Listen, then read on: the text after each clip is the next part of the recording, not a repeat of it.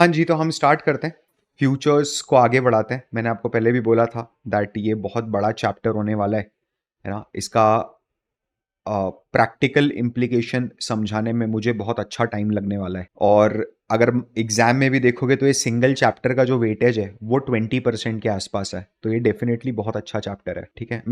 हम स्टार्ट करें इसके पहले मैं 2 मिनट आपसे कुछ बात करना चाहता हूँ दैट 99% कॉलेजेस में, एकेडमिक कोर्सेज़ में जब ये चैप्टर पढ़ाया जाता है तो उसे बहुत एकेडमिकली पढ़ा के फटाफट आगे बढ़ा दिया जाता है ना? आपको प्रैक्टिकल इम्प्लीकेशन जब तक समझ में नहीं आएगा ना, आप ये बात समझ लेना, आप फाइनेंस में डिग्री तो ले लोगे, ठीक है? हो सकता है आप में से कुछ लोग जो लकी रहे वो शायद करियर भी बना लें, है ना? लेकिन जिसको बोलते हैं ना एक astonishing victory in your life, वो आपको नहीं मिलेगी।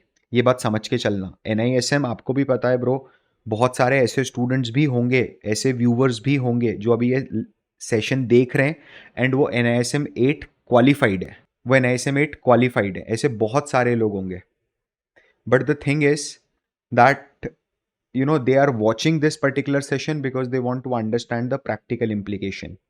उनको प्रैक्टिकल इम्प्लीकेशन समझना है, इसलिए वो ये देख रहे हैं। मैं आपको बताऊं, अगर मुझे आपको सिर्फ एनआईएसएम की कवरेज बराबर पढ़ाना होता कि आपको इतना कैपेबल कर दूं कि आप एमसीक्यूज बहुत आसानी से सॉल्व कर दो, आपको क्या लग रहा है ब्रो? मतलब मेरे को जब प्रैक्टिकली चीज़ें पढ़ाना आती है तो क्या मेरे को एकेडमिकली पढ़ाना नहीं आती होगी कि बिल्कुल फोकस रख के बस एग्जाम पॉइंट ऑफ व्यू से पढ़ा के आगे बढ़ जाओ, बिना फालतू की इधर उधर की बातें करे, बिना जीरोदा दिखाए, बिना ऑब्स्ट्रा दिखाए? ठीक, I can do that and believe me, अगर मैं वो चीज़ करता तो ये पूरा चैप्टर 3 में मेरे को 1.5 आवर के करीब लगता है and I would have been done. मैंने रिसर्च एनालिस्ट वाली सीरीज थोड़ी मैंने ऊपर ऊपर से पढ़ाई है क्योंकि मैं चाह रहा था कि वहाँ पर स्टूडेंट खुद थोड़ा इन्वॉल्व हो चीज़ों में, है ना? बट यहाँ पर मैं बहुत डेप्थ में जा रहा हूँ and I hope you will appreciate it. अगर आप वाकई में आपको ऐसा लग रहा है कि हाँ भाई हम वाकई में बहुत अच्छे से समझ रहे हैं and I am not chasing anything कि मेरे को फटाफट कंप्लीट करना है सीरीज। मेरे को पता है बहुत सारे स्टूडेंट हैं जो कमेंट में लिखते हैं कि हमारा 5th ऑफ अगस्त को हमारा एग्ज़ाम है, 15th of August, 16th of अगस्त को हमारा एग्ज़ाम है, प्लीज़ आप थोड़ा जल्दी कर दो। ऐसा नहीं होता है यार, ठीक है? चीज़ें अपना टाइम लेंगी, धीरे धीरे आएंगी, ठीक है? क्योंकि मुझे पता है कि मैं बहुत हाई क्वालिटी कंटेंट लाने की कोशिश करता हूँ, तो क्वालिटी में हर चीज़ में समय लग जाता है, ठीक है? मुझे आप कमेंट्स में ज़रूर बताइए कि आपको ये एनआईएसएम 8 वाली सीरीज़ रिस्पेक्टिवली कैसी लग रही है, ठीक है? इसमें जो मेरा अप्रोच है वो कैसा लग रहा है?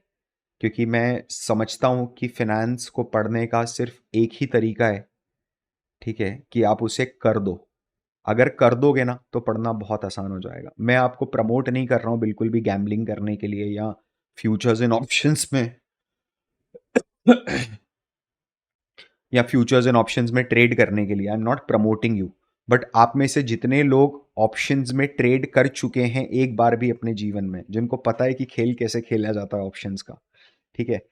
they will have a better understanding of NISM 8 curriculum as compared to those who are away from the market. देखो, मैं एफ नहीं करता, मैं आपको सीधी सी बात बताता हूँ। मैंने जब जब एफ में ट्रेड किया है मेरा लॉस हुआ है। मेरे को उस चीज़ को एक्सेप्ट करने में 1% भी गुरेज नहीं है। कारण क्या है? आप कैसे बोल रहे हो यार? एक है ना, राकेश झुनझुनवाला जी का एक छोटा सा रील मैंने देखा था कि मैं 1 लाख लोगों से मिलता हूँ, ठीक है? तो उसमें से 9,99,900 लोग बोलते हैं कि मैंने पैसा बनाया मार्केट में। जबकि एक्चुअल हकीकत ये होती है कि वो 9,99,900 लोग पैसा हारते हैं और खाली 100 लोग, 1 लाख आदमी में से खाली 100 आदमी पैसा बनाता है मार्केट में। ये उन्होंने बोला, ठीक है? तो यार मैंने एफ में कभी भी आप ट्रेड मत करो। मैं आपको कभी भी इनकरेज नहीं करता। F is not a money making instrument. मैं आपको फिर बता रहा हूँ। देखो, हो सकता है एक्सेप्शंस हैं, लोगों ने पैसा बनाया है, I am not denying that fact, ठीक है? आप लोग जो स्क्रीनशॉट्स वगैरह देखते हो ट्विटर पे, टेलीग्राम्स पे, ठीक है, आई के नॉट से ब्लैंकेटली कि सबके सब फेक होते हैं, वो गलत हो जाएगा बोलना ना। I have to be balanced. तो उसमें से कुछ होते होंगे जो ओरिजिनल होते होंगे। कई लोगों का आप देखते होंगे कि यार एक महीने में 1 करोड़ रुपया बना लिया फ्यूचर्स एंड ऑप्शन से, ठीक है? मतलब सीरियसली ऐसा होता है, 5 लाख रुपए का खरीदा था और 50 लाख रुपए का बेचा। लग जाता है कभी कभी बेटिंग ऐसा, ठीक है? हमेशा नहीं होता, ये बात ध्यान रखना। अगर आप हमेशा ये चीज़ करने मार्केट को अप्रोच करोगे तो you are trying to play a lottery कि हर बार आपका पैसा 10x हो, तो आपको समझना पड़ेगा लॉटरी 10 में से एक बार लगती है, तो 10 बार डूबेगा और एक बार 10 गुना होगा, बराबर ही हो जाएगा सब कुछ। आप समझ रहे हो मेरी बात? यही होता है। और मोस्ट ऑफ द टाइम आप वो 10 लॉस झेल नहीं पाओगे अगर एक के बाद एक हो गई तो, और आपका पैसा पूरा खत्म हो जाएगा। ठीक है, ये हकीकत है मार्केट की, एफएनओ की। लेकिन उसके बावजूद भी मैं आपको एक चीज के लिए जरूर इनकरेज करूंगा। वो चीज है कि आप सब लोग अपना ट्रेडिंग और डीमैट अकाउंट ओपन करो। अगर आप 18 प्लस हो चुके हो तो it is a high time that you should start, और at least you should open your trading and demat account. ठीक है, और मेरी, अगर आप मुझे वाकई में मेंटोर मानते हो, समझना, तो ये दो काम कर दो यार प्लीज, मेरे लिए कर दो, not for you, and you will thank me later, है ना? अगर आपकी एज अभी, और मैं इसमें एक चीज और चाहता हूं कि जो लोग थोड़े एक्सपीरियंस्ड हैं, जो लोग 30 अबव हैं, वो ज़रूर मुझे कमेंट में लिख के बताएं कि जो मैं एडवाइस इन लोगों को दे रहा हूँ, ठीक है, ये सही एडवाइस है या नहीं है। क्या आपको रिग्रेट होता है कि काश आपने भी, क्योंकि मुझे होता है, इसीलिए मैं इनको बता रहा हूँ। तो अगर आपको भी ये होता है तो I would be very confident कि मैंने कुछ बहुत अच्छी और सही चीज़ बता रहा हूँ। ठीक है, तो देखो यार, अगर आप 18 अबव अभी अभी हुए हो, है ना, अभी अभी अगर आप 18 अबव हुए हो, और या फिर आप 21 ईयर्स की एज तक के हो, 18 टू 21 ईयर्स के ब्रैकेट में आप फॉल होते हो, और आप अगर मुझे मेंटोर मानते हो, तो आपको दो काम करने पड़ेंगे। Number one is open a trading oblique demat account. अब समझना, मेरा इसके अंदर कुछ भी लेना देना नहीं है, आपको जहां से ओपन करना है मेरे से पूछना भी मत, मेरा कोई बायस नहीं है। मैंने आपको पहले भी बोला है, मैं जीरोधा चला रहा हूं पिछले 10 साल से, I am comfortable with it. मैं डेली ट्रेड नहीं करता, मेरे को ग्लिच व्लिच से कोई फर्क नहीं पड़ता। ठीक है, तो आई एम वेरी कंफर्टेबल, मेरी ब्रोकरेज जीरो लगती है, बहुत कम ब्रोकरेज लगती है, लॉन्ग टर्म ही खेलते हैं अपन डिलीवरी पे, समझ रहे हो आप? तो एक आप प्लीज ओपन करो अपना ट्रेडिंग अकाउंट और demat account, it is very necessary भाई लोग, ये बात समझ लेना आप।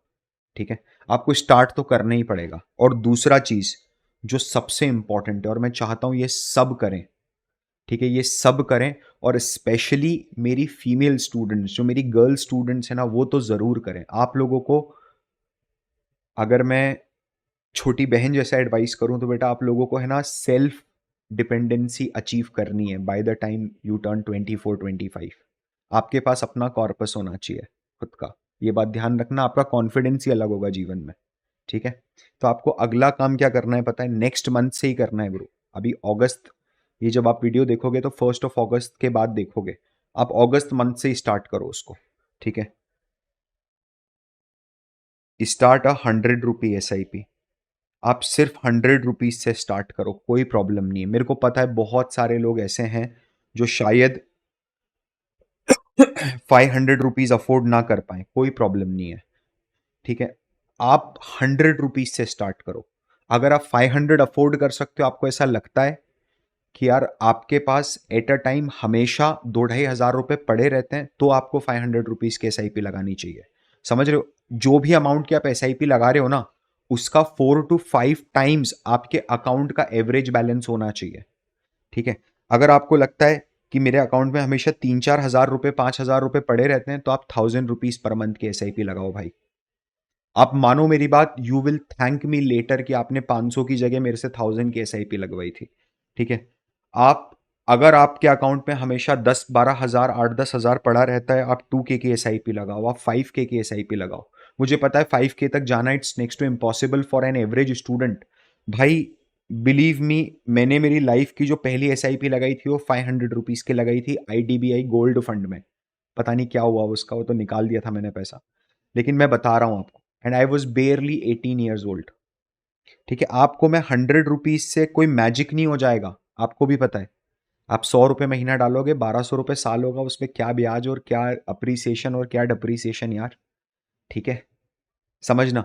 लेकिन आपका माइंडसेट बनाना है इन्वेस्टिंग का, आप हमेशा परसेंटेज टर्म्स में रिटर्न्स को देखने की आदत डालो। मेरे को ये आदत डालने में 15 साल लग गए। 15 साल तक मैं एक्चुअल P&L के अमाउंट को देखता था, और आप पैनिक कर जाते हो ना कि 10,000 रुपए का नुकसान, 15,000 रुपए का नुकसान हो गया, oh my god, right? Because you are always watching P&L, the amount, and you have never focused on the percentage gain और परसेंटेज लॉस। तभी तो ऐसा होता है कि सर सुबह मैंने ट्रेड लिया तो मैं प्रॉफिट में था, ठीक है, और उसी ट्रेड को मैंने कैरी फॉरवर्ड करा तो फिर मैं लॉस में हो गया, because you are chasing a number कि मेरे को 20,000 का प्रॉफिट चाहिए, मेरे को 25,000 का प्रॉफिट चाहिए। ये हमेशा उन लोगों के साथ होता है जो स्टार्टिंग में पहला ट्रेड लेंगे, देवर इन प्रॉफिट, और उसी ट्रेड को जब वो कैरी फॉरवर्ड करते जाएंगे अपनी ग्रीड में, तो वो ग्रीड इतनी बढ़ जाती है कि वो लॉस में आ जाते हैं और लॉस में सौदा काटते हैं। Why? Because they have not focused on the percentage return. मुझे पता है 10 मिनट हो गए, ठीक है, अपन ने इस तरह की बात करी है which was not related to NISM, but I feel that as a mentor ये मेरी रिस्पॉन्सिबिलिटी थी कि मैं आपको ये सब चीज़ें कम्युनिकेट करूँ, ठीक है। तो ये दो काम ज़रूर करना। एक, आप एक मिनिमम अफोर्डेबल अमाउंट की SIP स्टार्ट करो, और इसमें एक बोनस चीज सुन के जाओ, ठीक है। इसमें बेटा है ना अपने को 10% स्टेप अप करना है। अपने को स्टेप अप SIP लेनी है जिसमें 10% स्टेप अप हो पर ईयर। हर साल SIP का अमाउंट 10% बढ़ जाए। जो तू आज 100 रुपये महीना निकाल रहा है, अगले साल 110 रुपये महीना निकाल रहा है, ठीक है। ये दो काम जरूर करना। नाउ अब थोड़ा सा जरा ध्यान देना इधर।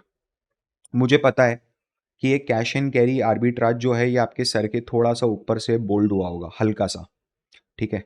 हम है ना इसको वापस करने की कोशिश करते हैं और बहुत प्रैक्टिकल तरीके से करने की कोशिश करते हैं। अच्छा, हम स्टार्ट करें उसके पहले मेरे को ये भी बताओ कि जो मैंने 10-12 मिनट आपके को ज्ञान दे दिया ज़बरदस्ती का बिठा के, आप लोगों ने स्किप करके आगे देख रहे हो यहाँ से, या फिर आपने सुना और आपको कुछ समझ में आया? प्लीज़ मेरे को कमेंट में ज़रूर बताना, तभी मेरे को समझ में आता है ना। नहीं तो मेरे को लगता है अगर कोई कमेंट नहीं करेगा, ठीक है, क्योंकि मैं आपसे क्या मांग रहा हूँ, I am giving you 40-50 minutes, right? अगर ये हफ्ते में देखते हो 1.5-2 घंटा एक पूरा फुल फ्लेजेड सेशन देता हूँ मैं आपको, ठीक है। Just want some comments, likes, make YouTube algorithm happy, that's it. चलो, तो अपन क्या करते हैं ना ब्रो, अपन सिंपल अभी ये कैश एंड कैरी आर्बिट्राज, ये आर्बिट्राज, वो आर्बिट्राज, ये सब दिमाग से हटा दो। आप यहाँ पर बन जाओ एक मारवाड़ी बिजनेसमैन, और अपन तो धंधे की बात करेंगे। सिंपल सा लॉजिक है। मैं आपको स्क्रीन पे लेके चलता हूँ, लेट्स सी दिस, ठीक है। मैं खुद भी यहाँ प्रकट हो जाता हूँ, ठीक है, तो मैं भी प्रकट हो गया हूँ। चलो, अब क्या करते हैं अपन, यहाँ पर हम है ना गोल्ड देखते हैं, ठीक है, गोल्ड का फ्यूचर।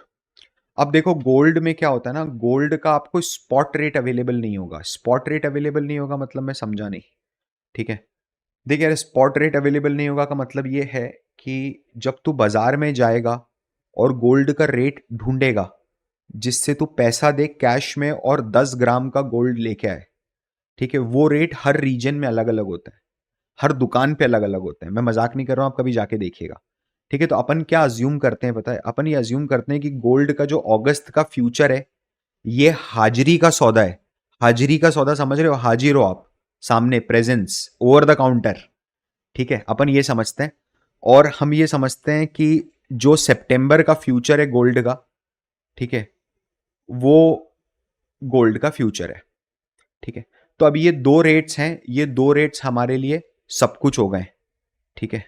हमारे लिए जो ये दो रेट्स हैं अभी, this is God for us. तो मैं ये दो रेट्स यहां कॉपी कर लेता हूं ताकि ये चेंज हो उसके पहले मैं कॉपी कर लूं। तो मेरे लिए गोल्ड का जो स्पॉट का रेट है वो मैंने फ्रीज करा है मेरे एग्जाम्पल में 69,035 पर 10 ग्राम्स, ठीक है। और मैंने गोल्ड का जो 1 मंथ फ्यूचर है ना, मैं फ्यूचर का रेट जो मैंने लॉक करा है आप लोगों के लिए वो करा है 69,195 रुपीज पर 10 ग्राम, ठीक है। ये मैंने यहां पर लॉक कर दिया है। अपने को यही एग्जाम्पल लेके अपन समझेंगे, ठीक है। मैं आपको यहाँ लाइव बता दूंगा, अपन जितना हो सकेगा मैं इसमें प्रैक्टिकली समझाने की कोशिश करूंगा, और अपन इसी को लेके समझते हैं। देख यार, सिंपल सा लॉजिक है। अगर मुझे अभी, ध्यान से समझना, मुझे अभी अगर 1 kg गोल्ड लेना है, 1 kg गोल्ड लेना है, आप पहले कंसेप्ट समझ जाओ, उसके बाद मैं आपको आर्बिट्राज वगैरह में लेके जाऊंगा। कुछ भी नहीं है, धंधा है यार, बेसिक बिजनेस है। इसको थोड़ा सा छोटा कर देता हूं, इधर ध्यान दीजिए। अगर आपको 1 kg का गोल्ड लेना है, है ना। एक्चुअल एक्चुअल गोल्ड लेना है, मतलब बुलियन लेना है। एक्चुअल में क्यों बोलूं, आप तो स्टूडेंट ऑफ फाइनेंस हो। अब आपको अगर बुलियन लेना है, 1 किलो का बिस्किट लेना है, ठीक है, तो आपको कितना पैसा शेल आउट करना पड़ेगा इस टाइम पर कैश में? कैश नीडेड कितना शेल आउट करना पड़ेगा आप बताओ। देखो स्पॉट का रेट क्या चल रहा है मेरा, इतने में 10 ग्राम मिलेगा, इसके आगे एक और जीरो लगा दूंगा तो 100 ग्राम मिलेगा, और मेरे को चाहिए 1000 ग्राम, तो 2 जीरो और लग जाएंगे। सिंपल सा लॉजिक है। ठीक है, तो ये हो गया 69,035,000। समझ रहे हो आप? 69 लाख रुपीज आपको आज देने पड़ेंगे। अब जरा ध्यान से समझना, अगर आप फ्यूचर लेते हो आज, तो क्या हो रहा है पता है? आपने पोजीशन 1 kg गोल्ड में पूरी ले ली है। अब जो जिस भी प्राइस पे आपने लॉक किया है, वो प्राइस से जो भी अप और डाउन का मोमेंटम आएगा, उसका पूरा 1 kg पे आपको प्रॉफिट और लॉस होगा। लेकिन क्या मुझे मेरी जेब से 69 लाख रुपीज आज शेल आउट करने पड़ेंगे क्या? बिल्कुल भी नहीं। मुझे कितना पैसा शेल आउट करना पड़ेगा देख लेते हैं 1 मिनट में। 74,000 रुपीज मात्र। तो आप बोल रहे हो 74,000 रुपीज में आप 1 kg गोल्ड खरीद सकते हो? Yes, 1 kg gold you can buy with 74,000 rupees का इनिशियल मार्जिन बेटा। इनिशियल मार्जिन है ना, शुरुआती पैसा। अगर आपका लॉस, समझना ध्यान से, आपका लॉस गोल्ड में, आपने गोल्ड खरीदा 1 kg और गोल्ड नीचे आने लग गया, नीचे भी तो आता ही है ना, हमेशा ऊपर थोड़ा ना जाता है, अभी नीचे गिरा है। तो अगर आपका गोल्ड का लॉस 40-50,000 रुपीज हो गया, तो आपको मार्जिन का कॉल आ जाएगा कि भैया 50,000 रुपए का जो लॉस हुआ ये भरो, और फिर आपके अकाउंट को वापस आप 72,000 पे लेके आओ। ठीक है, 74,000 पे लेके आओ। अगर आपने वो नहीं करा, एक डेडलाइन मिलेगी टाइम की, अगर आपने अपना अकाउंट फंड नहीं करा, तो वो आपकी पोजीशन ऑटोमेटिकली लॉस में काट देगा। ठीक है, और आपको लॉस बुक करना पड़ जाएगा। Simple is that. समझ में आ रहा है प्योरली? ठीक है, तो अभी अगर मैं एक फ्यूचर लेता हूं, तो मेरे पास है 74,768 रुपीज की रिक्वायरमेंट है। मैंने ये भी यहां नोट कर लिया है। अब जरा 2 मिनट समझ यार। मैं पापा के साथ जाता हूं, और अगर ये मान ले ऐसा, ये पेटी के अंदर, इसके अंदर ये गोल्ड का बिस्किट है, आपको तो ये समझना है ना, ये मेरी हैंड क्रीम है, लेकिन मान लो ये गोल्ड का बिस्किट है। ठीक है, तो आप अगर ये बस्ते में डाल के लेके आओगे, तो आपको बस्ते के अंदर पहले 69 लाख रुपीज भर के लेके जाने पड़ेंगे ना, कैश टेबल पे रखना पड़ेगा। मैंने समझा है, हाजिरी का सौदा है। जो गोल्ड का 1 मंथ का फ्यूचर है, अगर मैं वो आज खरीदता हूं, तो मेरे को सिर्फ 74,000 रखना है। आप समझ रहे हो 69 लाख कहां पर है, और 74,000, 1%, 1.15% ऑफ 69 लाख रुपीज ही मेरे को आज टेबल पे रखना है। तो फ्यूचर के अंदर एक खासियत तो है। क्या खासियत है? कि मुझे है ना, पैसे की जरूरत ही नहीं है। अगर मेरे पास 69 लाख हो और मैं 69 लाख के फ्यूचर लेने जाऊं, तो मैं 100 किलो गोल्ड उठा सकता हूं, और 69 लाख का कैश में अगर गोल्ड लेने जाऊं, तो सिर्फ 1 kg उठा सकता हूं। तो ऐसे मेरे को, मतलब गोल्ड फ्यूचर में अपन 1 मिनट के लिए मानते हैं कि जीरो कॉस्ट पे आ रहा है मेरे लिए। वो 74,000 रुपीज में मैंने प्लेज करा हुआ है। सर मैं समझा नहीं, प्लेज करा हुआ है मतलब आपने कोई स्टॉक खरीदा, वो स्टॉक ब्रोकर के यहाँ गिरवी रख के मार्जिन दे ले लिया ब्रोकर से, आपने वो जेब का आपके लगा ही नहीं है ना। तो अगर कभी ऐसे फ्यूचर एंड ऑप्शन करना पड़ता है किसी को, तो लोग मार्जिन लेके करते हैं। समझना, वो बहुत खतरनाक है, क्योंकि अगर उसमें आपने पैसा नहीं भरा, तो क्या करेगा पता है? आपके स्टॉक्स जो आपने गिरवी रखे हो सारे बेच देगा तुरंत, बिना आपसे पूछे, क्योंकि वो सारे सिग्नेचर आपसे ले चुका होता है। ठीक है, मैं प्रैक्टिकली चीजें आपको समझाने की कोशिश कर रहा हूं। तो अब हम क्या करेंगे, हमने ये चीज समझ ली कि यार गोल्ड में अगर मैं फ्यूचर उठाऊंगा, तो मुझे प्रैक्टिकली 0 रुपीज लग रहा है ना, प्रैक्टिकली 0 रुपीज लग रहा है। सर तो क्या, देखो गोल्ड खरीदने के क्या दो ही तरीके के इस दुनिया में। एक, कि आप 1 kg गोल्ड खरीदो कैश में। दूसरा, आप 1 kg गोल्ड खरीदो फ्यूचर में। क्या तीसरा कोई तरीका ही नहीं है क्या गोल्ड खरीदने का? मैंने बोला है ना तरीका गोल्ड खरीदने का, लेकिन मेरे पास पैसा नहीं है, ये बात ध्यान रखना। मेला नहीं, आपको पैसे की जरूरत भी नहीं है, डोंट वरी अबाउट इट। ठीक है, क्या तरीका है गोल्ड खरीदने का? तो बोले देख यार, अपन एक काम करते हैं, अपने को गोल्ड खरीदना है आज, अगर अपन स्पॉट पे गोल्ड खरीदने जाते हैं हाजिरी में, तो अपने को कितना पैसा लग रहा है? 69 लाख रुपीज की रिक्वायरमेंट है अपने को, 69,03,500, तो मैं 69 ही पकड़ता हूँ। तो अपन एक काम करते हैं, लेट्स डू वन थिंग। ठीक है, step number 1, borrow 69 lakh rupees from a bank. ठीक है, फॉर 1 मंथ, ठीक है, एट द रेट ऑफ क्या इंटरेस्ट, 12% साल का इंटरेस्ट माने अपन, कैलकुलेशन आसान करने के लिए 12% साल, और मैं बिना कंपाउंडिंग के इसको 1% पर मंथ मान लेता हूं कि 1% इंटरेस्ट अपने को चुकाना है एक महीने में, विथ 1% इंटरेस्ट पर मंथ। ठीक है, तो ये तो हो गया भैया आपका पहला स्टेप। तो बोले चलो यार ये तो बढ़िया हो गया, मैनेजर पहचान का था, अपन 69 लाख रुपीज तो लेके आ गए उससे।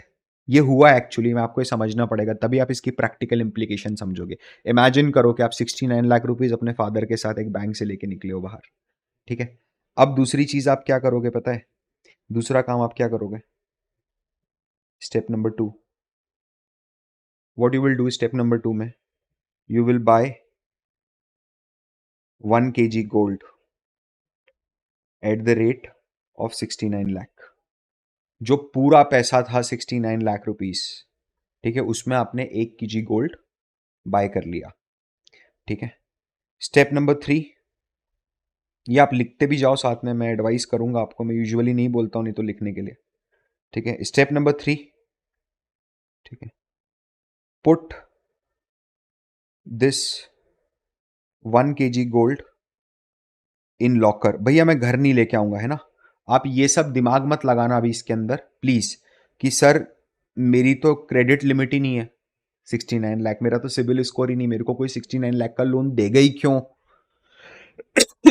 ठीक है, तो आप समझो, मैं अपन कोई राह चलते आदमी के लिए तो फाइनेंस पढ़ नहीं रहे, अपन फाइनेंस पढ़ रहे हैं कॉरपोरेशंस के लिए, इंस्टीट्यूट्स को हेल्प करने के लिए। समझ रहे हो, अब आपको प्रैक्टिकल, मैं बताना चाह रहा हूं कि आपको अपनी थिंकिंग जो है वो एक हाई ऑर्डर थिंकिंग रखनी पड़ेगी। ठीक है, फिर दूसरा कि सर मैं इसको घर क्यों नहीं लेके आऊंगा, समझ रहे हो आप, मैं लॉकर में क्यों रखूं, मैं घर क्यों नहीं लेके आऊं। फिर मैं वही बोल रहा हूं ना, जिसको बोलते ना छिछोरी सोच है, छोटी सोच रख रहे हो आप। क्या पूरे जिंदगी 1 किलो सोने ही खरीदते बेचते रहोगे क्या, 1000 किलो सोना हुआ तो क्या करोगे। जस्ट इमेजिन, आप 1000 लॉट क्या फ्यूचर ले सकते हो, बिल्कुल ले सकते हैं, कोई प्रॉब्लम नहीं है। 1000 लॉट क्या कैश में गोल्ड खरीद सकते हो, वो भी खरीद लेंगे, कोई प्रॉब्लम नहीं है। लेकिन क्या 1000 किलो सोना तू तेरे घर में रखेगा, लाके गला काट के ले जाएंगे लोग, समझ रहे हो आप, रात को 1000 किलो सोना अगर घर पे रखा है तो you have to put it in locker, think pragmatically, समझ रहे हो आप, थोड़ा दिमाग लगा के सोचो चीजों को। तो put this 1 kg gold in locker for a month. ठीक है, रेंट कितना है लॉकर का, अज्यूम कर रहा हूं मैं, रेंट दिमाग मत लगाना, अज्यूम कर रहा हूं 120 rupees per KG per month. Safety दे रहा है यार आपको 4 रुपए रोज में, और क्या चाहिए, समझ रहे हो आप, यही समझ लो आप तो। नाउ प्लीज अंडरस्टैंड, ध्यान से समझना इधर, अगर आपने ये चीज करी है तो आपकी जेब से कितना पैसा लगा, टोटल कॉस्ट टू यू, जिसको मैं बोलूंगा जेब से पैसा। देखो सर, दो चीजें लगेंगी इसके अंदर, एक तो मैंने दिया इंटरेस्ट 1% का, तो इंटरेस्ट 1% का दिया तो 69 लाख रुपीज लोन लिया था, तो 69 लाख का 1% इज 69,000, बिल्कुल ठीक है ना। और एक मैंने दिया लॉकर का रेंट, लॉकर का रेंट मैंने दिया 120 रुपए, तो सर टोटल हो गया 69,120। ये हुआ 69,120 1 kg के लिए। ध्यान से समझना, ध्यान से समझना, प्लीज अंडरस्टैंड। तो आपको जो सोना खरीदा आपने, मेरे को जरा समझाओ एक बात, मैं अलग से एग्जांपल लेता हूं। आप है ना फ्रिज लेके आए मम्मी के लिए डबल डोर, ठीक है, और आप सिटी के सेंटर में एक इलेक्ट्रॉनिक का शोरूम है, वहां से आपने फ्रिज उठाई और आप रहते 15-20 किलोमीटर दूर हो। ये फ्रिज जो है वो 69,000 की पड़ी है आपको, 2 मिनट के लिए मान लो, खुश हो गए 69,000 की फ्रिज, है ना। इलेक्ट्रॉनिक शॉप वाले ने बोला कि ये फ्रिज मैं आपके यहाँ डिलीवर कर दूंगा, बट इसके लिए 1,000 रुपये का भाड़ा लगेगा। आपने बोला ओके, 1,000-2,000 रुपये सोचते नहीं, मम्मी की खुशी बढ़ी, आज बर्थडे उनका, ठीक है, आपने सब बोल दिया मान लो। सो आपने 1,000 रुपये डिलीवरी के दिए, 69,000 फ्रिज के दिए, अंकल आए, पास वाले अंकल आपसे पूछते हैं कितने की आई बेटा फ्रिज, आप क्या बोलोगे? सोच के बताओ, 69,000 बोलोगे या 70,000? या हर किसी को बार बार जो पूछेगा फ्रिज उसको एक्सप्लेन करते रहोगे कि अंकल आई 69,000 की और 1,000 रुपये भाड़े के लगे? नहीं ना, आप 70,000 बोल दोगे। आप समझ रहे हो मेरी बात? आइटम को खरीदने के दौरान अगर आपको कुछ भी कॉस्ट लग रही है तो आप उस कॉस्ट को आइटम की खरीद की कॉस्ट में जोड़ देते हो। समझ रहे हो आप मेरी बात? तो ये जो 1 kg आपने गोल्ड खरीदा है, ये 1 kg गोल्ड आपको 69 lakhs का मिला है इफेक्टिवली, या ये 1 kg गोल्ड आपको 69,69,120 का मिला है? इफेक्टिव प्राइस पर केजी कितना है आपका? 69,69,120। ठीक है, तो पर 10 ग्राम कितना हुआ आपका? 10 ग्राम का कितना हुआ? 2 जीरो हटा दो, 69,691। अब ध्यान से समझना, इधर बहुत ध्यान से समझना। मेरे पास, ध्यान से प्लीज अंडरस्टैंड, मेरे पास 3 रेट है गोल्ड के। एक गोल्ड का रेट है 69,035 का, जो हाजिरी पे अगर मैं जाऊंगा तो मेरे को मिल जाएगा कैश में। एक है मेरे पास फ्यूचर का रेट 69,195, और ये तीसरी चीज अपन ने करी थी ना, ये वाला, इसको बोला जाता है सिंथेटिक फ्यूचर। ठीक है, या फिर और बोल दो इसको आप फेयर वैल्यू ऑफ फ्यूचर। ठीक है, इसको फेयर वैल्यू ऑफ फ्यूचर भी बोल दो, कि आप एक फेयर वैल्यूएशन निकाल रहे हो, फ्यूचर का वैल्यूएशन निकाल रहे हो। एक्चुअली में जो हमने करा है वो वैल्यूएशन निकाला है हमने फ्यूचर कॉन्ट्रैक्ट का। ठीक है, ध्यान से समझना। सिंथेटिक फ्यूचर में हमने क्या करा पता है? हमने सब कुछ मिमिक कर दिया। सब कुछ मिमिक कर दिया मतलब, देखो गोल्ड में भी आपकी जेब से 74,000 लग गया था। यहां पर, यहां पर जब मैं करा तो 69,000 लगा मेरी जेब से। ठीक है, दैट्स इट। और मैंने क्या 1 kg गोल्ड में पोजीशन बना ली क्या? बिल्कुल बना ली। प्राइस अलग मिला मुझे, वो बात अलग है। उसी का जो मिसमैच है वही तो खेल है पूरा का पूरा। आपको क्या चीज समझ में आ रही है? अब अगर मैं आपको और थोड़ा सा इसको डेप्थ में समझाते हुए आगे बढ़ूं, तो मेरे पास इस समय 3 रेट है गोल्ड के। गोल्ड का स्पॉट रेट है, गोल्ड का 1 मंथ का फ्यूचर रेट है जो मार्केट में ट्रेड हो रहा है, जो हमने भी स्क्रीन पे देखा, और तीसरा रेट है मेरे पास fair value of 1 month gold future, जिसको मैं प्यार से सिंथेटिक फ्यूचर भी बोल देता हूं।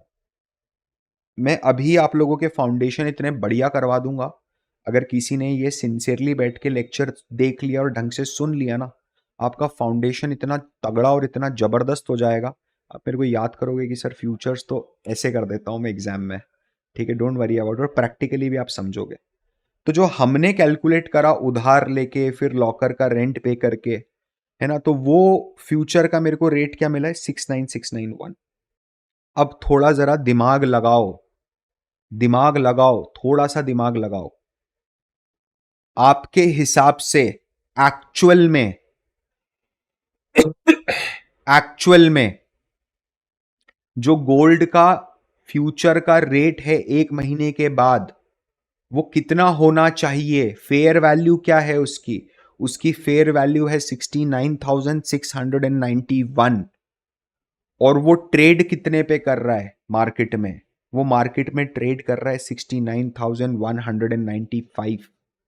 क्या वो जितनी उसकी वैल्यू होना चाहिए उससे क्या कम पे खरीदी और बिक्री इस समय हो रही है क्या उसकी? यस, क्योंकि उसकी वैल्यू होना चाहिए 691। 69,000 को हटा दो अब 1 मिनट के लिए दिमाग पे से। उसकी वैल्यू होना चाहिए 691 पर 10 ग्राम, और उसकी वैल्यू है 195 रुपीज। तो इस समय बुद्धि लगाओ, थोड़ी सी दिमाग लगाओ। ठीक है, मान लो यही तो सेल होती है, और क्या होता है सेल? जब आप वेस्ट साइड जाते हो, H&M जाते हो, जूडियो जाते हो, जहां जो जा रहा है यार, हाट बाजार जाते हो कपड़ा खरीदने, कोई फर्क नहीं पड़ता, ठीक है? वहां पर क्या आपको जब सेल में जाते हो तो क्या आपको एक ऐसी चीज बेची जाती है जिसकी वैल्यू ज्यादा है और उसका प्राइस कम है, तभी तो आप खरीदते हो? तो क्या आप सोच के बताओ, इन दोनों में से ध्यान से सोचना और सोच के बताना, इन दोनों में से आप क्या खरीदना पसंद करोगे? सोचो मेरी बात। कोई एक ऐसी चीज है जो मार्केट में 691 की होना चाहिए और उस वो 195 की अवेलेबल है, तो क्या मैं 195 में ले नहीं लूंगा उसको तुरंत? तो क्या इस केस में, अगर अब मुझे बुद्धि लगा के पैसा कमाना है, अभी तक मैंने पैसा नहीं कमाया, अभी तो मैं कंसेप्ट समझा रहा था, मारवाड़ी दिमाग आपको अब लगाना है, समझ रहे हो? आप दिमाग लगाओ, यहां पैसा बन रहा है और फोकट का पैसा बन रहा है, आप समझ नहीं पा रहे हो उसको। फोकट का पैसा बन रहा है, आप समझ नहीं पा रहे हो उसको। मैं बताऊं कैसे बन रहा है, ठीक है? आप देखोगे, समझोगे साथ में, आपको ये चीज क्लियर है कि एक फ्यूचर का जो गोल्ड कॉन्ट्रैक्ट होता है 1 मंथ का, उसकी एक्चुअल फेयर वैल्यू जो है वो 69691 होनी चाहिए, और उसकी जो आज करंट प्राइस चल रही है मार्केट में वो 69195 चल रही है, और जब तक अपन देख रहे हैं तब तक तो 180 हो चुकी है। तो इन दोनों के बीच का डिफरेंस कितना होगा, जरा थोड़ा कैलकुलेट करके बताओ मेरे को। 486 के आसपास कुछ, 485 486, ठीक है, 484 वॉट एवर इट इज, ठीक है, ये डिफरेंस है इसका दोनों का, 486। इतना रुपया तो फोकट में बन रहा है, पड़ा हुआ है टेबल पे, उठा लो जाके। अगर ऐसी सिचुएशन आती है और आपको समझ नहीं आ रहा है कि इसमें सर पैसा कैसे बनेगा, मैं बोल रहा हूँ 486 रुपीज पर 10 ग्राम, पर 10 ग्राम। मतलब आप यहां से सीधे सीधे 48,600 रुपीज बना के निकल जाओगे 1 kg पे, और अपनी जेब से, आपकी जेब से कुछ भी पैसा नहीं लगेगा, 1 रुपया आपकी जेब से नहीं लगेगा, इस बात की भी गारंटी है। और आपको कोई रिस्क भी नहीं है इस बात, आपको लॉस नहीं होगा, इस बात की भी गारंटी है। ये पैसा बना के ही बना के जाएंगे हम, ठीक है? इसी को आर्बिट्राज बोलते हैं। आर्बिट्राज की कोई डेफिनेशन अगर बोले ना आपको, कभी भी कोई बोले या कोई पूछे आपसे कि एक आर्बिट्राज क्या होता है, तो आप उसको ऐसे समझाओगे कि भाई आर्बिट्राज जो होता है वो एक मिस प्राइसिंग होती है, ठीक है, एक मिस प्राइसिंग होती है। उस मिस प्राइसिंग को ट्रेड करने में एक टेक्निक यूज होती है, उस टेक्निक को आर्बिट्राज बोलते हैं। थोड़ा सा सर और समझाइए। मिस प्राइसिंग का मतलब यह है जब एक ही असेट, ठीक है, जब एक ही असेट दो अलग अलग मार्केट में दो अलग अलग प्राइस पे ट्रेड कर रही हो, तो आप उस जगह से उस असेट को उस मार्केट में जाके खरीद लोगे जहां पर उसकी वैल्यू कम है, और तुरंत उस मार्केट में जाके बेच दोगे जहां वैल्यू ज्यादा है। समझ रहे हो आप मेरी बात? तुरंत आप ये काम करोगे तो बीच में आप मुनाफा कमा के निकल जाओगे। इसको सर आर्बिट्राज बोला जाता है। ये जो मिस प्राइसिंग होती है, क्या आप एज अ रिटेलर में इसको ट्रेड कर सकता हूँ? ये 486 रुपीज की मिस प्राइसिंग को नहीं कर पाओगे आप ट्रेड। कारण क्या है, 486 रुपीज जो मैंने बताया बहुत बड़ा मिस प्राइसिंग बता दिया मैंने आपको। एग्जाम्पल लिया ना वो तो अपन ने, आप समझ रहे हो कि एग्जाम्पल लिया है ना मैंने। ये जो मिस प्राइसिंग है 486 रुपीज का, ये तो इतना बड़ा मिस प्राइसिंग होता ही नहीं है। मिस प्राइसिंग कैसा होगा पता है? 20 25 50 रुपए। अब 50 रुपए की मिस प्राइसिंग को अगर आप ट्रेड करने जाओगे तो आपकी ट्रांजेक्शन कॉस्ट ही 50 रुपए से ज्यादा लग जाएगी। ट्रांजेक्शन कॉस्ट तो अपन इंक्लूड कर ही कहाँ रहे हैं इसमें कुछ भी। हम तो सीधे प्रैक्टिक मतलब एकेडमिकली समझने के लिए, कंसेप्ट समझने के लिए, हम तो बिना ट्रांजेक्शन, जब आप इसको प्रैक्टिकली एग्जीक्यूट करने जाओगे मार्केट में तो नहीं कर पाओगे। इसीलिए मेरे को आपको इमेजिन करवाना पड़ रहा था कि सोचो आप ऐसा होता है, और मैं अभी भी आपको इमेजिन ही कराऊंगा, ठीक है? ध्यान से समझना। अब ये मिसप्राइजिंग है, ये अब सबको समझ में आ गया होगा। अभी तक जिसको नहीं आया मेरे को माफ कर दो, वापस जाके समझ लो। अब मैं वापस नहीं समझा सकता, मेरे को आगे बढ़ना है, ठीक है? तो ये मिसप्राइजिंग यहाँ पर है, ठीक है, दिस इज एविडेंट। अब हमें इस मिसप्राइजिंग से पैसा बनाने की कोशिश करना है। जिस चीज की वैल्यू 691 होनी चाहिए थी, उस चीज की वैल्यू 195 हो रही है मार्केट में अभी इस समय, तो मैं डेफिनेटली इसको खरीदूंगा, ये बात तो श्योर शॉट है ना? फेयर वैल्यू अगर ज्यादा है और एक्चुअल प्राइस अभी कम है तो आई विल बाय दिस। क्योंकि मैं क्यों बाय करूंगा सर? क्योंकि है ना, फाइनेंस में एक बेसिक थ्योरी है कि फेयर वैल्यू हमेशा प्राइस और फेयर वैल्यू कन्वर्ज करते हैं एक पॉइंट ऑफ टाइम पर, ठीक है? पॉइंट ऑफ कन्वर्जेंस आता है जब जो प्राइस है वो फेयर वैल्यू की तरफ मूव होता है या फेयर वैल्यू प्राइस की तरफ मूव होती है, तो दोनों ही केस में मुझे फ़ायदा होगा। हाँ जी, तो थोड़ा समझिए, खुले दिमाग से प्रैक्टिकल एग्जाम्पल समझना। मेरे को ये खरीदना है, ये तो तय है, ठीक है, क्योंकि इसका प्राइस कम है। तो मैं क्या करूँगा पता है? Number one, step number one, buy gold future at the rate, क्या गोल्ड फ्यूचर का रेट चल रहा है? 69195, 69195। गोल्ड का फ्यूचर तो खरीद लिया। सेकंड, बोरो 1 kg गोल्ड। यहां पर खेल आ गया अभी, ठीक है। 1 किलो सोना आपने पहले किसी से उधार लिया, ठीक है। थर्ड, सेल 1 kg गोल्ड, ठीक है, sell 1 kg gold at the rate, क्या गोल्ड का स्पॉट प्राइस चल रहा है? 69 lakhs, at the rate 69 lakhs, ठीक है। फोर्थ, ध्यान से सुनना, fourth, put this 69 lakh in 1 month FD at the rate 1% पर मंथ। आपने ये चारों काम एक साथ करने हैं। आर्बिट्राज है भाई, क्या कर सकते हैं, अजम्पशन है, मॉडल है। कॉस्ट ऑफ कैरी जो अपन पढ़ रहे हैं अभी, इट्स अ मॉडल ना, तो मॉडल में तो अजम्पशंस भी होते हैं, मॉडल की लिमिटेशंस भी होती है, वो भी सीखेंगे समझेंगे, डोंट वरी, ठीक है। लेकिन आप समझो कि आप ये सब काम कर पा रहे हो अभी इस पॉइंट ऑफ टाइम पर, एवरीथिंग कैन बी डन। आप जो बोलोगे, 1 किलो गोल्ड बोरो कर लिया, ठीक है, बोरो हो गया 1 kg गोल्ड मान लो, ठीक है।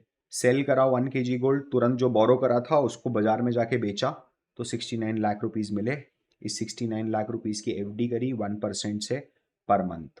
ये सब चीजें मैंने आज ही कर ली है, ठीक है, ये सब चीजें मैंने आज ही कर ली हैं। अब थोड़ा देखना क्या होता है इसमें। आफ्टर 1 मंथ, 1 महीने के बाद क्या होगा, ध्यान से सुनिए। नंबर वन, एफडी हुई आपकी मिच्योर, लॉजिकल सुनना। एफडी मिच्योर हुई आपकी, आपकी एफडी कितने की मिच्योर हुई? 69 लाख और साथ में 69,000, 1% आपको मिल गया एफडी पे, ठीक है। सेकंड, ये तो मिला आपको, इतना तो कैश है आपके पास। सेकंड, आपको क्या करना है पता है? आप जो आपका फ्यूचर कॉन्ट्रैक्ट था वो एक्सपायर हो गया है ना, उसकी आपको डिलीवरी लेनी है गोल्ड की। सर ये क्या होता है? एक्चुअल में होता है, एक्चुअल में होता है, कैश में सेटलमेंट हो जाता है, जैसा अभी अपन करेंगे कैश में सेटलमेंट, ठीक है। एक्चुअल में ये चीज होती है, ठीक है। तो आप क्या करोगे? फ्यूचर कॉन्ट्रैक्ट जो एक्सपायर हुआ है, इसको हमने कितने पे कॉन्ट्रैक्ट कर लिया था? फ्यूचर का कॉन्ट्रैक्ट कितने पे कर लिया था? 69195 पे कर लिया था, ठीक है, कोई प्रॉब्लम नहीं है। तो मेरे को गोल्ड की डिलीवरी मिल जाएगी, गोल्ड की डिलीवरी मिली, तो इस गोल्ड की डिलीवरी में 1 kg गोल्ड मेरे हाथ में आ गया। इसके लिए मैंने पैसा कितना दिया? 69,000, 69 lakhs, 19500, 19,500, इतना पैसा मैंने दे दिया उसको, ठीक है। अब तीसरा समझना, रिटर्न, आपके पास अब 1 kg का गोल्ड है भाई हाथ में, ठीक है। रिटर्न बोरोड गोल्ड, ठीक है, रिटर्न द बोरोड गोल्ड, आपने उसको जाके सोना दे दिया। समझ रहे हो आप? यहां पर जो आपका आर्बिट्राज प्रॉफिट हुआ वो कितना हुआ? 69 में से आप 19 माइनस कर दो तो बचा 40, हाँ 50 है ना, 49,500 टोटल प्रॉफिट हुआ, ठीक है। और लगभग इतना ही हमने, क्योंकि ब्रॉडर लेवल पे अपन ने करने की कोशिश करी यहाँ पर, तो लगभग इतना ही प्रॉफिट, 486 रुपीज पर 10 ग्राम, तो 48,600 रुपीज का अपन ने प्रॉफिट देखा था, 49,500 का प्रॉफिट हुआ। आइडली इसको 48,600 ही होना चाहिए। तो जो 900 रुपये कम हुए ना, वो 900 रुपये पता है क्या है? वो 900 रुपये जो आपने ये दिए, इसका इंटरेस्ट भी तो पे करोगे, जो गोल्ड बोरो करोगे उसका। गोल्ड क्या फ्री में बोरो हो जाएगा 1 महीने के लिए? ऐसा ऐसे थोड़ा ना होता है। ठीक है, क्या आपको ये चीज समझ में? पैसा बन गया ब्रो मेरा उन 50,500 रुपये। ना मेरी जेब से एक फूटी कौड़ी लगी, ना 1 रुपए का रिस्क हुआ मेरा, क्योंकि गोल्ड तो मैंने रखा ही नहीं मेरे हाथ में। पहले दिन मैंने क्या करा, पहले दिन में गया बाजार में, जाके मैंने सबसे पहले तो मेरे ब्रोकर को फोन लगाया और बोला कि 1 kg फ्यूचर ले, एक फ्यूचर का लॉट ले, और प्राइस आज का फिक्स कर 69195। उसने बोला डन, ले लिया। तो मैंने क्या उससे एक सौदा कर दिया क्या, कि आज से 1 महीने बाद मैं तेरे पास गोल्ड खरीदने आऊंगा, ठीक है, और वो गोल्ड तू मेरे को 69,195 रुपीज पर 10 ग्राम के भाव से दे देगा। उसने बोला डन, ये सौदा हो गया आज ही, ठीक है। दूसरा, फिर मैं क्या करा, एक गोल्ड के बड़े तहखाने में गया, जो होल्डिंग कंपनीज होती हैं जो बड़ा बड़ा गोल्ड पोजीशन होल्ड करती हैं। मैंने बोला यार 1 kg गोल्ड किराए पे दे दो। उसने बोला चल तू तो दोस्त है, 1 kg गोल्ड किराए पे ले जा। ये हुआ। फिर वापस मैं सराफा बाजार, मतलब मैं सराफा बाजार गया, है ना, 1 kg गोल्ड लेके, और मैंने बोला एक काम करो, ये 1 kg गोल्ड बेच दो। तो उसने बोला 1 kg गोल्ड बेच दिया, ये लो 69 लाख रुपीज। वो 69 लाख रुपीज को मैंने, ये आपको सब इमेजिन करना है, पापा के साथ हो आप अपने, ये 69 लाख रुपीज आपने अपने बैग में डाले, ठीक है, बैग को अच्छे से टाइट करा पापा ने, ठीक है, दोनों कंधों पे टाना, और आप सीधे भाग के दौड़ते गए state bank of India. State bank of India के अंदर आप घुसे, आपने बोला ये 69 लाख रुपीज रखो, और मेरे को 1% पर मंथ के इंटरेस्ट पे एफडी बना के दो। मेरे को पता है ऐसे नहीं चलता है सर, रियलिटी में साथ तमाचा मार के भगाएगा वो, कि 1% पर मंथ नहीं मिलता एफडी में। मेरे को पता है, अपन एग्जाम्पल ले रहे हैं, ठीक है। तो 1% की उसने आपको एफडी बनाई, उसने आपको एफडी बना के दे दी। अब आपके हाथ में पहले दिन सिर्फ दो ही चीजें, तीन चीजें रादर। नंबर वन, एक, शाम को जो आपको कॉन्ट्रैक्ट नोट आएगा आपके ब्रोकर से कि मैंने आपके अकाउंट में 1 kg गोल्ड बाय कर लिया एट द रेट ऑफ 69,195, एक तो वो प्रूफ है, मेरे पास कागज है। दूसरा, जो बोरोइंग लेटर आपको देगा गोल्ड वाला, कि आप, हमने और आपने 1 kg गोल्ड बोरो करा है, वो अग्रीमेंट है। तीसरा, जो आपके पास एफडी रहेगी, ठीक है। ये तीनों चीजें लेके आप घर गए और आराम से सो गए, कुछ नहीं करा आपने महीने भर। आप सडनली उठे आखिरी दिन महीने के, ठीक है, कुछ नहीं हुआ है ब्रो, अभी आपकी जेब से कुछ नहीं लगा, सिर्फ पेट्रोल का पैसा लगा है, मैं ये समझ के चल रहा हूँ, ठीक है।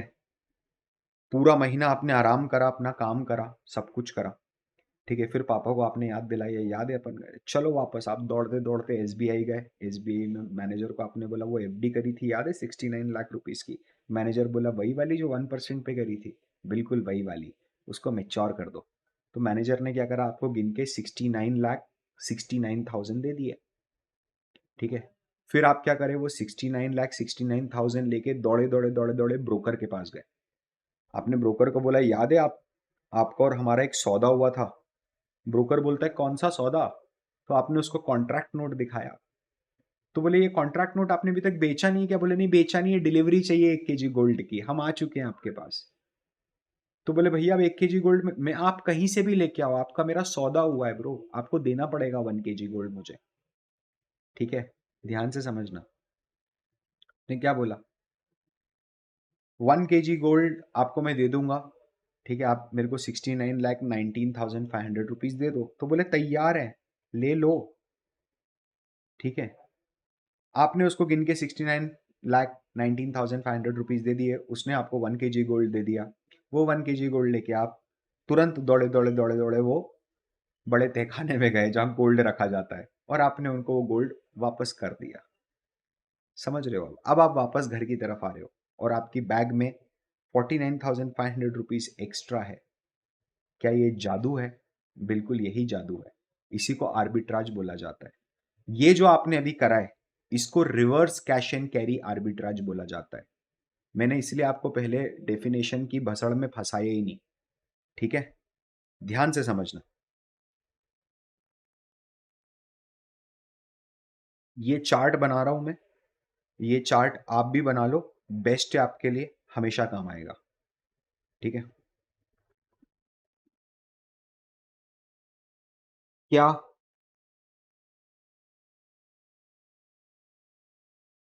Fair value of future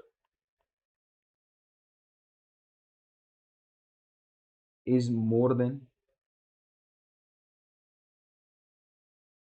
actual price of future? क्या ये चीज हो रही है? समझने, इधर ध्यान से सुनना। अगर आप बोलते हो यस और यहां पर आप बोलते हो नो, तो क्या होगा वो थोड़ा समझ लो। फेयर वैल्यू ज्यादा है, एक्चुअल वैल्यू कम है, तो जो एक्चुअल फ्यूचर है वो मैं खरीदूंगा, और जो फेयर वैल्यू है, ठीक है, वो ज्यादा हो रही है फ्यूचर की, तो मैं एफडी बना दूंगा। अगर ये चीज है जो अभी अपन ने करा, ठीक है, ये चीज है, तो आप क्या चीज डिप्लॉय करोगे पता है? आप डिप्लॉय करोगे reverse cash and carry arbitrage. आप ये चीज डिप्लॉय करोगे। ठीक है, मेरे को उसको थोड़ा सा और इंटरैक्टिव बनाने दो चार्ट को। मेरे हिसाब से यस और नो जो है ना, ये बहुत बड़ा हो गया। रिवर्स कैश एंड कैरी के अंदर हम क्या क्या चीजें करेंगे भैया, मेरे को स्टेप लिख के बता दो। सबसे पहले we will buy future, borrow gold, sell gold, make FD, ठीक है, टेक गोल्ड की डिलीवरी। ठीक है, गोल्ड की डिलीवरी ले लोगे आप लोग। मैं इसको छोटा कर देता हूँ तो अपने पास और जगह हो जाएगी। गोल्ड की डिलीवरी ले लेंगे, और क्या करेंगे फिर? रिटर्न कर देंगे, है ना? और क्या करेंगे फिर? रिटर्न कर देंगे बोरोड गोल्ड। यही करा है अपन ने अभी। अरे अभी इतना तो समझाया पूरी कहानी के चिट्ठे बना के, समझ रहे हो आप? हाँ, अगर ये नहीं हुआ है तो आप क्या करोगे? अगर मान लो आंसर नो हो जाए, है ना, मान लो ऐसा हो जाए that the answer is no, that this has not been happen और दिस इज नॉट हैपनिंग, है ना, मतलब दिस इज नॉट हैपन या दिस इज नॉट हैपनिंग का क्या मतलब है? मतलब ये है ब्रो कि एक्चुअल प्राइस जो है, ठीक है, that is more than, sorry, let it be, ठीक है, that is more than the fair value. Fair value कम है, समझना ध्यान से। जित जो वैल्यू होना चाहिए वो वैल्यू कम होना चाहिए, और मार्केट ने उसको जबरदस्ती ज्यादा वैल्यू दे रखी है फ्यूचर कॉन्ट्रैक्ट को। तो अब मैं क्या करूंगा, समझना इधर। जिसकी वैल्यू ज्यादा है उसे बेचा जाता है, आपको ये समझना पड़ेगा। यहां पर फेयर वैल्यू ऑफ फ्यूचर की वैल्यू ज्यादा थी, तो हमने क्या गोल्ड को सेल करा क्या, और फ्यूचर को बाय करा क्या? क्योंकि वहां यहां पर यस केस में फ्यूचर की वैल्यू कम थी। आप समझ रहे हो मेरी बात? एक सिंपल सा लॉजिक ले लो।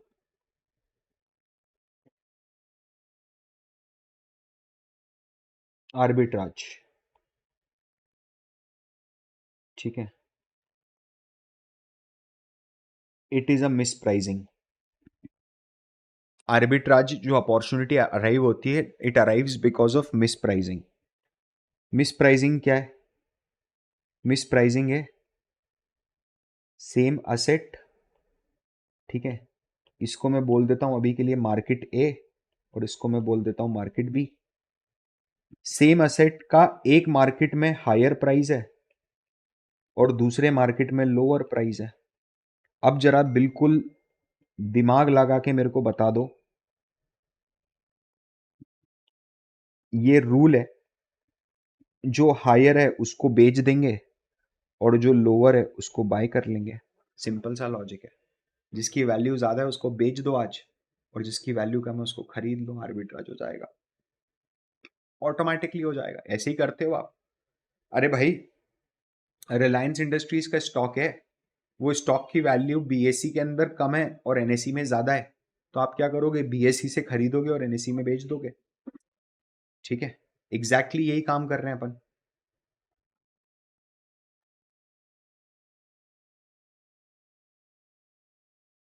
ठीक है, अब आगे बढ़ते हैं।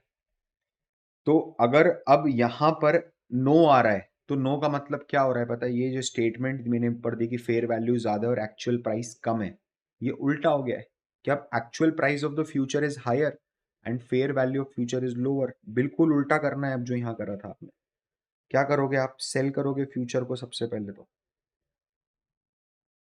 फिर क्या करोगे आप? बोरो करोगे मनी। फिर क्या करोगे आप? करोगे बाय करोगे गोल्ड को। ठीक है, गोल्ड को बाय करोगे। फिर आप क्या करोगे? Keep gold in locker. फिर जब एंड होगा तब क्या करोगे आप? जो आपने फ्यूचर बेचा था उसकी आप डिलीवरी दे दोगे गोल्ड की। ये फ्यूचर कॉन्ट्रैक्ट आप खत्म कर दोगे, सेटल हो जाएगा। ठीक है,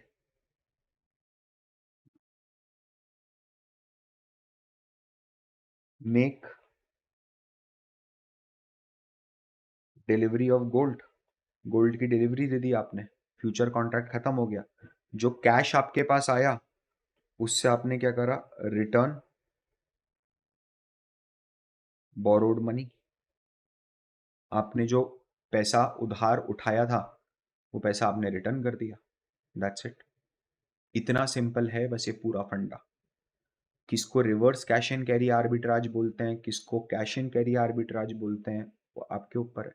देखो कैश एंड कैरी क्या होगा? आपके पास कैश नहीं था, ठीक है, तो आपने क्या करा? पहले लिया, उधार लिया, बोरो करा पैसा, गोल्ड खरीदा, गोल्ड को आपने 1 महीने तक कैरी करके रखा लॉकर में। You are carrying the gold. ठीक है, रादर मेरे को है ना इसमें और इनोवेटिव करना चाहिए। कीप गोल्ड को कैरी लिख देते हैं यहाँ पर, तो समझ में आ जाएगा। कैरी गोल्ड इन लॉकर, तो ये कैश एंड कैरी है। रिवर्स कैश एंड कैरी इसका बिल्कुल उल्टा है। लॉकर में कुछ भी नहीं अपने पास, ठीक है, उल्टा अपन ने एफडी बना के रखी हुई है। हाँ जी, तो मुझे पता है एक एडिशनल सेशन लगा, बट आई होप आपको कॉस्ट ऑफ कैरी मॉडल जो है वो अच्छे से समझ में आया होगा। ठीक है, अब है ना इस मॉडल की कुछ लिमिटेशंस हैं। समझ रहे हो? वो लिमिटेशंस अपन एक एक करके पहले डिस्कस कर लेते हैं। ठीक है, कुछ अजम्पशंस हैं वो डिस्कस कर लेते हैं। ठीक है, आपको कुछ भी लिखना नहीं है, ये सब आपके नोट्स में भी है और ये आपको आपकी वर्कबुक में भी मिलेगा। सबसे पहले अबंडेंट अवेलेबिलिटी। ये मॉडल जो है ना, कैश एंड कैरी मॉडल जो मैंने आपको बताया कि गोल्ड बोरो कर लो, ठीक है, गोल्ड बाय कर लो, एफडी, ये बोलता है कि हर चीज अबंडेंट है। जिसको जो जितना लेना हो आपको आप उतना लो, कोई दिक्कत वाली बात नहीं, सब कुछ है। ठीक है, फिर ये मॉडल एक चीज और अज्यूम करता है, there is no seasonal impact in demand supply. आप है ना वो चीज की दिमाग में मत लेके आना ये मॉडल रन करते समय। देखो मैंने वही बोला ना, कोई भी जब मॉडल बनाया जाता है तो उसके लिमिटेशंस होते हैं, है ना। तो बोले यहाँ पर ये अज्यूम मत करना कि शादियों का सीजन है तो गोल्ड का प्राइस बढ़ेगा कम होगा, ये सब मत करना। ठीक है, फिर तीसरा क्या बोलता है? Ease of maintenance. ये बोलता है सब कुछ जो है वो बहुत आसान है करना, आप करने की कोशिश तो करो। ठीक है, फिर तीसरा क्या बोलता है? Short selling is available to you. आपके पास शॉर्ट सेलिंग अवेलेबल है। शॉर्ट सेलिंग मतलब हमने जो फ्यूचर बेचा ना उसकी बात कर रहे हैं, शॉर्ट सेलिंग। ठीक है, फिर और क्या बोलता है कि there is no transaction cost, क्योंकि आप ट्रांजेक्शन कॉस्ट जैसे ही इंक्लूड करोगे, मानना मेरी बात, वो ट्रांजेक्शन कॉस्ट ही 49,500 से ज्यादा हो जाएगी, है ना।